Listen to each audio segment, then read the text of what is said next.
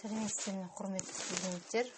Біз Алматы сервистік қызмет көрсету колледжінің арнайы пән оқытушысы Өмірбек Жанар және өндірістік оқыту шебері Мейірман Оразгүл сіздермен бүгінгі онлайн сабағымызды бастаймыз.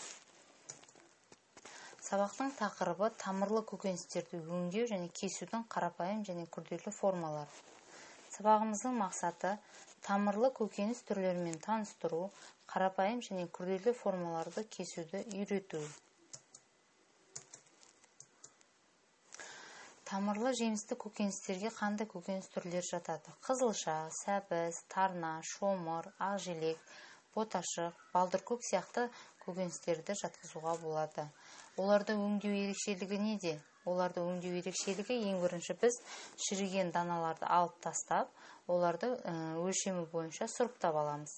Кейін олардың бұтақ сарғайған, сынған бөліктерін барлығын кесіп, жууға жібереміз.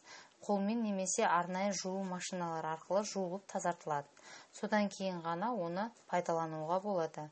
Пайдаланар алдында хош иісті тамырды тазалап алып, хош иістілерді хош иістендіру үшін пайдаланамыз, ал басқа көкөністерді, басқа да өнімдерді дайындауға қолданамыз.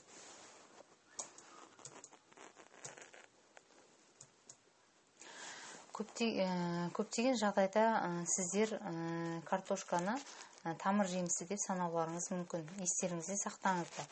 Бірақ картоп өнімі мүлдем олай емес. Өйткені картоп ол түйнек көкөністеріне жатады. Түйнек деп отырғанымыз себебі оның қызылша мен сәбіз мысалға бірақ өнім жеміс беретін болса, ал картоптың тамырында бөлек өсіп келе жатқан әртүрлі түйнектері көп болады. Сол себепті біз картоп өнімін тамыр жемістілерге жатқыза алмаймыз. Естеріңізде сақтап алыңыздар. Енді сіздерге мен тамыр жемісті көкөністердің кесу формаларын көрсетейін. Қарапайым кесу формаларына біз сабанша, томаршаларды жатқызамыз. Өздеріңіз көріп отырғандай өте жеңіл кесіледі. Тағы бір түрлері текшелер және бөлікшелер, дөңгелекшелер және тілімшелер.